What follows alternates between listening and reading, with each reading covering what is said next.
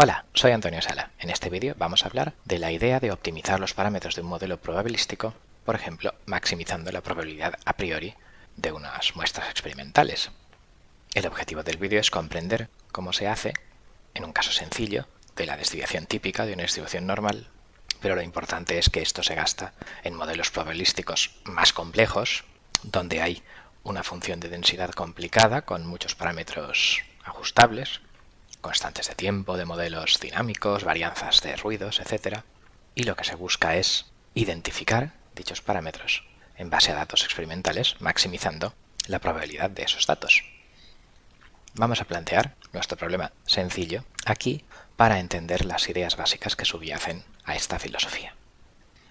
Aquí tengo la función de densidad de una distribución normal, donde en Y yo pondré un posible valor de la variable aleatoria y DESVT, desviación típica, será el parámetro ajustable y podéis comprobar que esta es la fórmula de la función de densidad de la distribución normal. Lo que tengo ahora son tres muestras que he obtenido de esa distribución: menos 0,98, 0,1 y 0,53. Mi pregunta es, ¿qué es mejor si poner una desviación típica de 1,75 en el modelo probabilístico que puede generar estas muestras, o de 0,65 o de 0,2? Entonces, pues si yo hago un dibujito, todo esto no es más que líneas y cosas cosméticas para la figura, no tiene ningún significado conceptual. Estas son las tres funciones de densidad con esas distintas varianzas y los puntitos en magenta son las tres muestras que yo he tenido.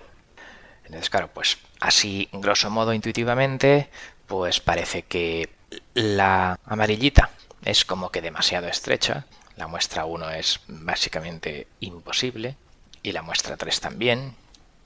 La azul parece que es como demasiado ancha, en el sentido que estas muestras son posibles, pero también muchas muestras más alejadas.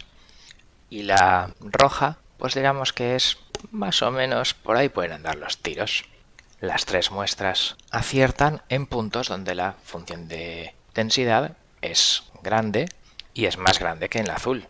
En la azul acertaban, pero claro, como tenía una varianza tan ancha, esa densidad estaba repartida entre muchos sitios y entonces pues es pequeña. O sea que parece que la roja es una mejor estimación de la función que podría haber generado estos datos que la azul demasiado ancha o que la amarilla demasiado estrecha. Entonces, ¿cómo convertimos esto a un problema de optimización para poder hacerlo de forma automática? Pues bueno, pues la idea es que si yo calculo la densidad en I1, en I2 y en I3, por ejemplo, con desviación típica 1,75, pues yo tengo estos tres valores de densidad.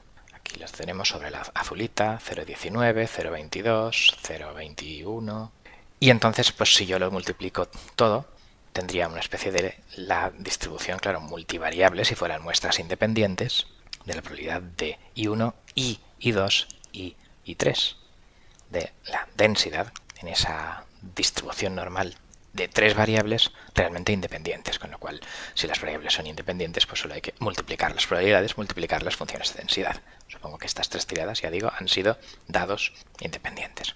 Bueno, pues esto es likelihood, el producto de las densidades, y vale pues 0,009. Si tuviera más muestras sería todavía menor. Entonces, claro, como estas likelihood son numeritos muy pequeños, pues normalmente se habla de, en vez de maximizar likelihood, maximizar esta densidad, pues maximizar el logaritmo de esta densidad, log likelihood, que es menos 4. A ver, es lo mismo maximizar una función que su logaritmo, y también lo que ocurre es que, claro, que el logaritmo de la distribución normal pues es x cuadrado, etcétera, y entonces pues en muchos casos estos problemas de maximizar esta likelihood se pueden convertir en problemas de mínimos cuadrados. No en este caso, pero sí en muchos otros. Bueno, pues la cuestión es que este es el log likelihood y, bueno, pues sea uno u otro, maximizarlo. Claro, hay formas más inteligentes, pero nosotros lo haremos pues por fuerza bruta, simplemente dando valores en un rango a la desviación típica y viendo a ver qué numerito sale aquí. Voy a dar valores desde 0,001 hasta 3,1 y voy a calcular pues la densidad de I1, de I2 y de I3 con esta desviación típica y luego guardo en esta likelihood, en esta matriz L, y calculo pues la máxima. Por ejemplo, en este caso el máximo es 0,0526 y ¿dónde se da el máximo? Pues este es el índice sobre el vector L donde se da este máximo, y bueno, pues es en el número 6449 y la desviación óptima es 0,6458. Con lo cual, pues si yo hago los plots de todo esto, pues aquí tengo, por ejemplo, el valor de 0,009 que había obtenido pensando si la desviación típica de ese parámetro de probabilidad podría ser de 1,75, y el máximo pues está aquí, en 0,052 y unos 0,6 y algo de desviación típica, con lo cual esto sería la optimización por fuerza bruta de este parámetro de una función de probabilidad. Claro, con muchos parámetros y más complicados, esto de la fuerza bruta pues es posible que no sea la mejor opción, ¿vale? Habría que optimizar con algún toolbox de optimización, pero en fin. La última observación es que, claro, en este caso súper sencillo y súper preparado, el valor óptimo de ese parámetro de desviación típica de la distribución normal coincide con la desviación típica muestral, calculada como he supuesto que siempre que la media es 0, pues simplemente como la suma de los cuadrados dividido por 3.